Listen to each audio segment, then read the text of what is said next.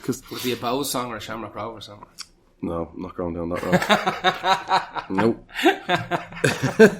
Absolutely no. It's weird. A lot of people don't like Whipping Boy because he talks for most of the song and usually gives a bit of an attempt to sing at parts. And it's not really... Singing isn't really Whipping Boy thing. It's more of just really super interesting and very honest lyrics. Spoken. It's almost poetry. Poetry, yeah. And musical poetry. I haven't listened to Whipping Boy in years, actually. That's off the Heartworm album, which we all That's remember. off Heartworm? From 1995, I think it is. It's a good album. That was huge when that came out. It was very important. Every muso in fucking Ireland was buying copies of it, talking about it. Yeah. It just has loads of confidence. He's singing like mad shit. A lot of songs about domestic abuse and she's like, well, I think I'm just going to stab in the dark and say some of them about that. It sounds like some of them are, but it's just the way he's talking. It just sounds like he's almost starting off as a radio interview, but it's a big, deadly song. Yeah. Just talking through a lot of them. But it's very anthemic by the end. I like it. What's your next one? My next one is, what I picked from my list here. I will pick The Frames, and the song is God Bless Mom. God bless Mom and Whelan's and Monday and all them. God Bless Mom. Don't have anything against Frames. I for years I thought this was on the first or the second album. It's not. It's way off. God Bless Mom is just a killer little song. It's another jingly jangly. The Irish are very good at jingly jangly kind of alt pop rock, aren't they? Though, yeah, very good at it. Another jingly jangly kind of framesy song. It's not as heavy as like Revelate or any of those kind of big bangers. Yeah. It's just super super catchy. He's got this weird kind of like tremolo effect on his voice while he's singing the verse of it as well. That gives it this real kind of subversive feel. It doesn't feel like it could ever be released as like a big, not necessarily a radio banger, but it could never be on an ad. A huge song. You know, there's bits of it that could be, but with the effects on the voice and all, it's an interesting song. I like a lot of Frame stuff, and it's just when they were a bit more alternative. Well, they always were. It's only him is on his own. That's more of a singer-songwriter. Isn't it? Yeah. I don't think I've ever heard a solo Glenn song. I haven't even heard that. I haven't even watched once, so I don't even know what that thing fucking. You would have definitely heard that song from that. Would I? 100%. If someone was played that for you, like, oh yeah. The one he won an Oscar for. Yeah, I know he won an Oscar. He's an Oscar. He does have an Oscar, and he's sound. I have to say. Is he? He's sound as a pound. Yeah. Tips well. Well. Just like knocking on the pub door about 4 o'clock in the morning, though, looking for pints. He loves that. Give me a pint. Yeah, you're a big fan of that. With about 40 people behind him. See, people just followed him there. They probably doesn't even know him. You just have a posse. Lovely fella. So The Frames, God Bless Mom. I'm glad there's a Frame song on the list. Bothers me though that it's called God Bless Mom and not God Bless like Mom or Ma. Mom is a good, nice one down the middle. That's what I use. Mom. I want to slap British people that call them mother. I don't think even he does that. I think he just has this heart set on. Go the American angle. Unless it's irony. He's singing about. Is there something about America in it, or? I don't think so. It's literally about his ma, like. Yeah. Mum is worse. Mum. Or is it? I never. No, Mum is worse. Mum and Mum are just. There's no place for them in this country. At least Mum is English, and it bleeds over sometimes with English people, with English mas. Or you might have read the Beano as a child, you know what I mean? And you maybe gave it a shot. I'm pretty sure I read the Beano or Dandy and tried to call me Mum once, and she looked at me weird, and that was the end of it. Yeah, you know? Don't ever call me that again. We have an egg and chips for dinner, Mum. You know, that type of shit. Some spotted dick. Exactly, some spotted dick. No, we're not. Some Yorkshire puddings. No, my ma kill me. Well, she wouldn't kill me if I called her Mum. She'd just look at me. Yeah, I would feel weird. Yeah. To call her by her name. Yeah, when you hear people call your ma by your ma's name, you don't even know who they're talking about. Weird. Yeah. No, but now when they walk into the gaff and they're like, alright, Deborah. You're like, who? What? Did you just call your ma by her name? Yeah. That's real weird. Did you divorce her or something? I know a few people that do it. Yeah. No, I can't do it. And now, a lot of people do it ironically. Yeah. Like, you know. Do they? As I walk in as a joke and say it like by the name. Crap joke. Yeah, it's not. It's just crap. It's not even a joke, is it? Hello, Mary. Yeah. You know what I mean? Alright, Mary. Where you call me, Mary? That's what I get. Yeah. And I kept doing it, I get clatter. No matter what age I am. Yeah. So no. No, that's weird. No. What's your next one? This is a bonus track. Bonus track? Off an album that I think is the best song on the album, or is it? Can you consider it? Yeah, it is on it. It's just a bonus track. It's Jack L. His first album of his own songs, Metropolis Blue, which he's doing a 30-year anniversary. Is that 30 years old? No, sorry, 20. Oh, right, that's more. 99? Yeah, 20. Fuck me, sorry, yeah. Shit out of me now. Shit. Jesus Christ. Metropolis Blue is an unreal album, man. I remember getting it. I was working in Golden Disc at the time, and I just saw it, and I was like, he looks like he's young, and he's in the Irish section. He looks like the devil. He did look like the devil a little bit, yeah. He still does, actually. He looks way more like the devil now. His first album, Wax, wasn't mad about it because it's all covers of Jack Brel and possibly Scott Walker. I don't know. So it's just Jack Brel, maybe. He always looked like a cross between Frankenstein and the devil, like the 1950s rockabilly devil. Yeah. That's what he looked like. He does. Like one of them, like paintings by Coop, you know, does all the like fucking like hot rod paintings and stuff. That's what he looks like. He does. I mean, he should look like he should be wearing way more leather jackets. Yeah. But he's a suit man. Yeah. Suit man, yeah. Yeah. Do you reckon he like has like the suits with the big tails on them? Oh, almost certainly. Yeah. Certainly I've seen him in them. I've never seen him live. I've seen him live 3 times, I think. Good.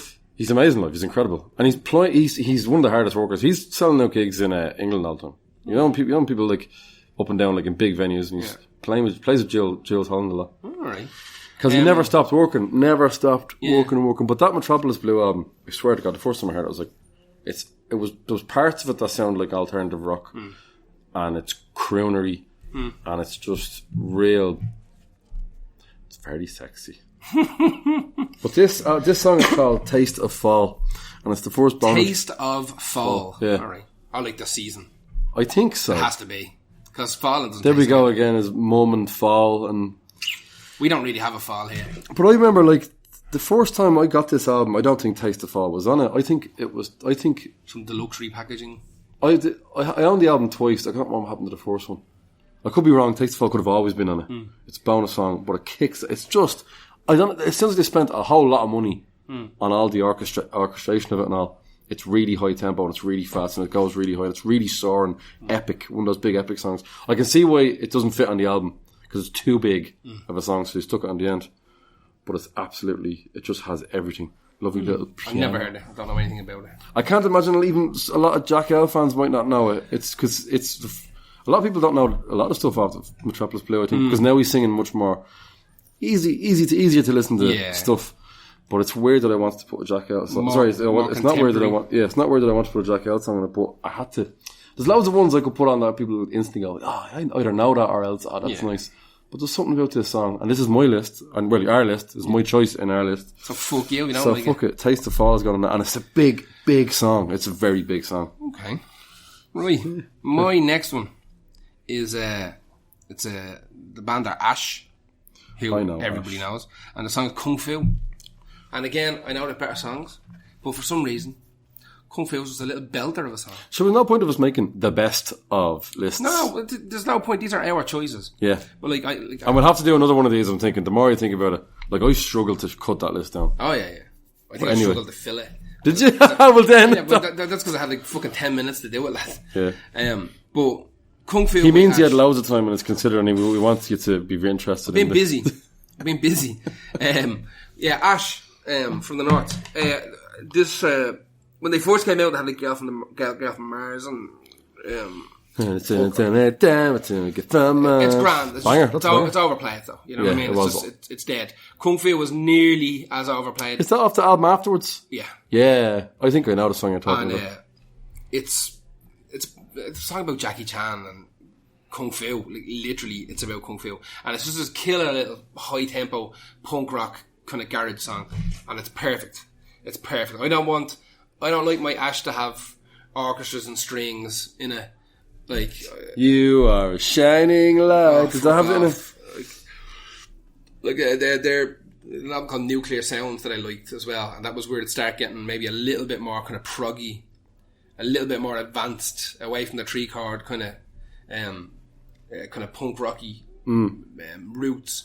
And as far as I'm concerned, it should just stop there, because they weren't the greatest of anything. Yeah, I know what you're saying. But they had this, like, they found this lovely middle ground there where they were just firing on all cylinders for a while. Yeah, there's lots of energy. Yeah, it's just, now that, it's hard to look at lads who are probably fucking 50 years of age just banging out songs called "A Girl from Mars," little three-chord punk fucking songs, you know. Such a garage song, like written in there, written in a shed. I'm 15. Absolute shed song. I'm 15 and I've got I'm left-handed and I've got a right-handed Fender Square and I've just restrung it backwards. Do you know what I mean? The strap is digging into me and it's up. I'm using a Grolsch buckle or a New Rock or a New Rock yoke off me thing on it. Playing through a practice amp, you know, and some half a drum kit you found in the bin.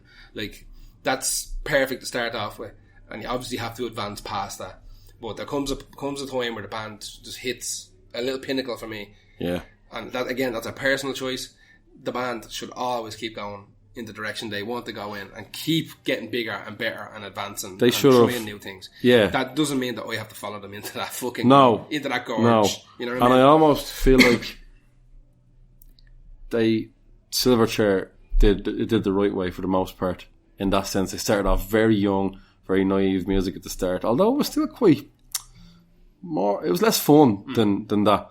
But then they did really kind of go up their own arse with that Beatlesy album. They came with a comeback Beatles album. No. Beatlesy thing. It's a very Beatlesy-esque. I think that was just his solo album that he went, do you know what? I want more money, so I'll call it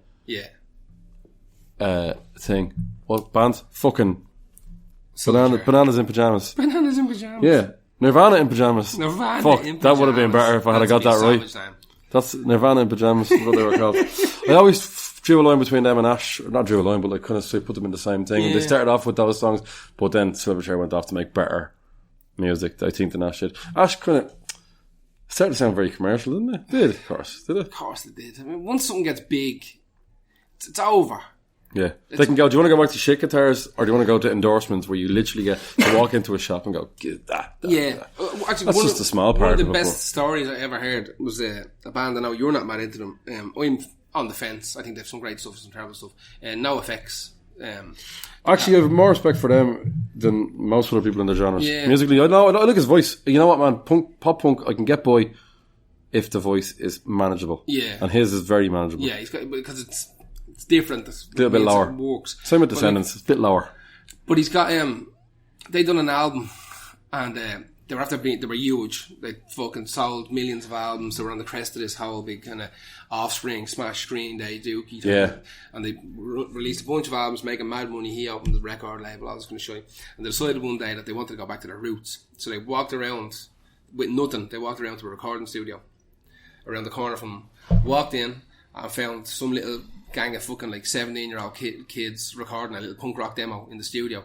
Went into them and said, like, we'll give you a couple of fucking grand just to jump in and use all your gear as is right now. And they jumped in and just like live, mic'd everything up, played through their shitty guitars, shitty amps, shitty kits, shitty everything, and just had like whatever 10, 11 songs kind of written, probably half banging around their head, not even fleshed out. Yeah, and just recorded the fucking thing and released it. You know, and it's just a cool little idea, and it worked, you know? It is good because it brought them back to where they originally came from. You know? Yeah. Remember that. Ash, that's my second last one. What's yours? Mine is an Aslan song. Oh shit, son, I forgot about fucking Aslan. Do you know why I didn't forget about them? Because the song I always play by Aslan, and people always walk up to me and go, that's fucking deadly, what's that? Is that the Cult? Because it's because you know it wasn't Ian Asprey, you know it's not the Cult, but the song is very culty. It's off, I think it's off Charlie Moonhead. It's called Games, and it is actually a genuinely brilliant Aslan song. Now, I'm not saying I like Aslan, but it's not something like around saying loads, because you don't want to get caught in a conversation with someone who's one of those Aslan fans. Because the Aslan are like they're like another Tin Lizzy, where everybody you talk to who was over a certain age grew up with somebody from Aslan, or so can get you his drum kit. So you're just not going to throw it around. Something about happens when I DJ with this song. I played it in here a lot. Even Gav Turner was like, "Who's this?" It's just it's quite a dark rock song. Drives along nicely, and then the chorus is huge. Really, really catchy. Some of the lyrics are not. Not known for that. Yeah. Not known for that. No. But by the end of it, you're just like, it's all working. Fuck, man. His voice for rock. He's bananas. Oh my god. He has a bananas voice. He's absolutely outrageous. Like, it's so unique as well. You'd know him straight off the bat as well. He's just got this like warbly kind of shake in his voice. That's, like, it's natural. It's not put on. And because of that, every song gets its own little twinge of it, you know? Yeah. So this sounds a little bit like it could be a Cult song or someone along those lines. It is a heavier alternative rock song. It's a heavy-ish rock song, I think. Don't know how you'd fucking classify it, really, to be honest. My favourite Aslan song